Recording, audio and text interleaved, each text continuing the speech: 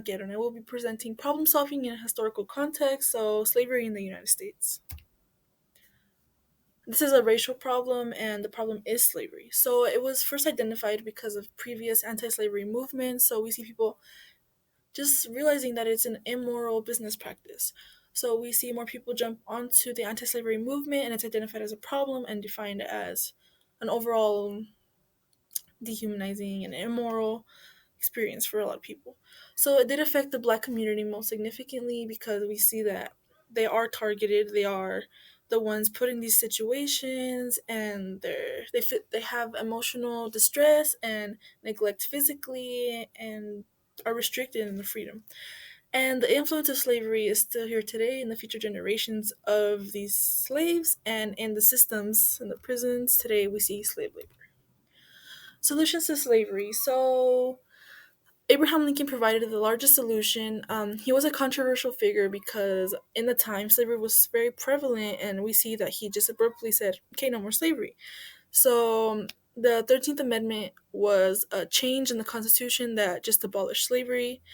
And the Civil War, I believe, was an indirect factor and solution to slavery because of the fact that because of it, we actually had it implemented. And then it was accomplished through a group voting process. So that means that the House of Representatives voted on it and then proposed it and sent to the state legislature. Okay, key players, people involved. So we have the black individuals, the black community. They are the people who are affected by the solution, by anything actually on this topic. So again, the future generation is impacted, and yeah. So the non-black Americans, so the white people as they're the majority, they have to either follow the 13th Amendment or whatever is implemented in order to actually achieve positive solutions for the black individuals. So the government, they are the ones in charge of creating solutions. So they decide how the solutions are implemented, how they are made, how all that goes. Okay. So the solution efficacy. So we see that yes, slavery is technically gone, but there are still South laws that are called black codes, and they are very similar to slavery because of the fact that there's extremely low wages with impractical laws for black people. So there was the master to slave dynamic is gone, but still the problem continued.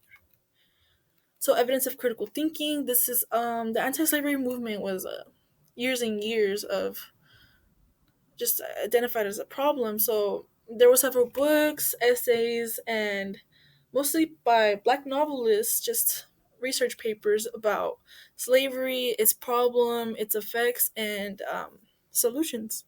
So the most popular is by Harriet Stowe, and it's Uncle Tom's Cabin. So my alternative solutions.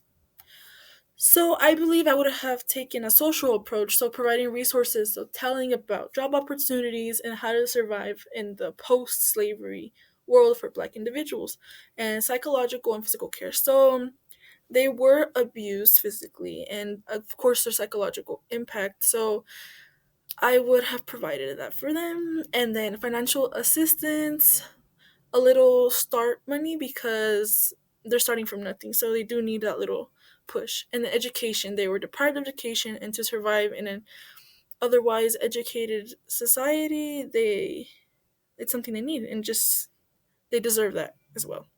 And then I would follow the Freedmen's Bureau structure, so that was an agency from the Congress, and it was a social agency as well, but it wasn't effective. So legal problem solving, I would have forbade the laws in the South that implemented the black codes because they just were counterproductive to Abraham Lincoln's solution. And I would have done so by having a monetary consequence. So slavery was for the money, it was a business practice. So by having monetary consequences, it's kind of like, what's the point? There's more loss than there is gain. So here are my sources. That's my take on, that's my historical take on problem solving and decision making. Thank you.